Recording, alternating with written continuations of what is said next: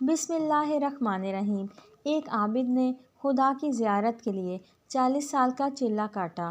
دن کو روزے رکھتا، رات کو قیام کرتا تھا۔ اعتکاف کی وجہ سے خدا کی مخلوق سے یکسر کٹا ہوا تھا۔ اس کا سارا دن آہوازاری اور راز و نیاز میں گزرتا تھا۔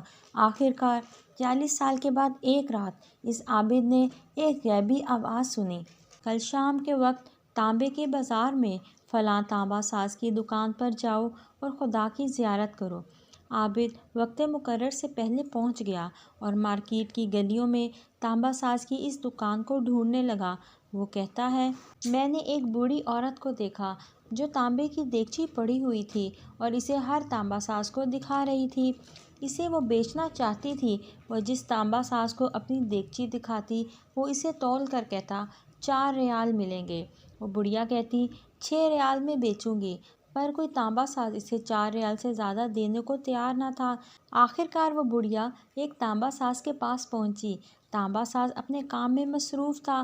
بوڑھی عورت نے کہا، میں یہ برتن بیچنے کے لیے لائی ہوں اور میں اسے 6 ریال میں بیچوں گی۔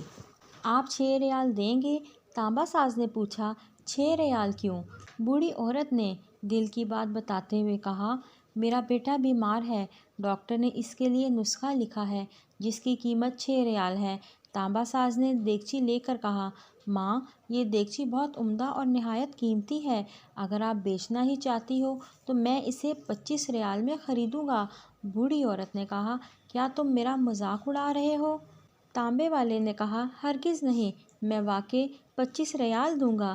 یہ کہہ کر اس نے برتن لیا اور بوڑھی عورت کے ہاتھ میں 25 ریال رکھ دیے۔ بوڑھی عورت بہت حیران ہوئی، دعا دیتی ہوئی جلدی اپنے گھر کی طرف چل پڑی۔ عابد کہتا ہے، میں یہ سارا ماجرا دیکھ رہا تھا۔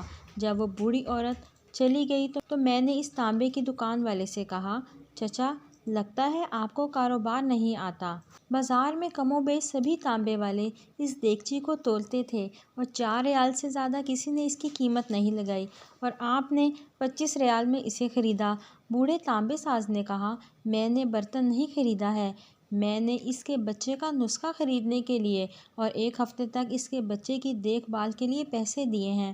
میں نے اسے اس لیے یہ قیمت دی تھی کہ گھر کا باقی سامان بیچنے کی نوبت نہ آئے۔ عابد کہتا ہے، میں سوچ میں پڑ گیا، اتنے میں غیبی آواز آئی، چلہ کشی سے کوئی زیارت کا شرف حاصل نہیں کر سکتا۔ گرتے ہؤوں کو تھامو، غریب کا ہاتھ پکڑو، ہم خود تمہاری زیارت کو آئیں گے۔